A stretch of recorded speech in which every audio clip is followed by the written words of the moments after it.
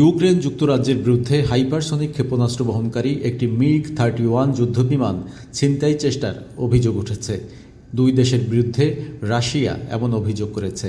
মঙ্গলবার আল জাজিরার এক প্রতিবেদনে এ তথ্য জানানো হয়েছে। ক্রেমলিন জানিয়েছে দুই দেশের এই ষড়যন্ত্র নস্যাৎ করে দেয়া হয়েছে।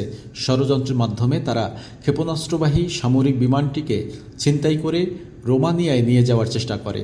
রাশিয়ার নিরাপত্তা সংস্থা এফএসবি মঙ্গলবার রাষ্ট্রীয় সংবাদ মাধ্যমে প্রকাশিত এক বিবৃতিতে জানিয়েছে, এই অভিযানের নির্দেশনা ইউক্রেনের প্রতিরক্ষা মন্ত্রণালয়ের মূল গোয়েন্দা দপ্তর এবং তাদের ব্রিটিশ পরিচালকদের কাছে এসেছিল।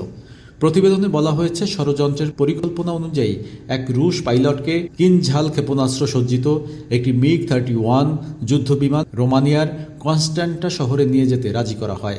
এ শহরে দক্ষিণ পূর্ব ইউরোপের সবচেয়ে বড় বিমান ঘাঁটি নির্মাণ করেছে ন্যাটো। সেখানে বিমানটি ভূপাতিত করা হলে তা রাশিয়ার বিরুদ্ধে বড় ধরনের উস্কানি বা প্ররোচনা হিসেবে ব্যবহার করার পরিকল্পনা ছিল।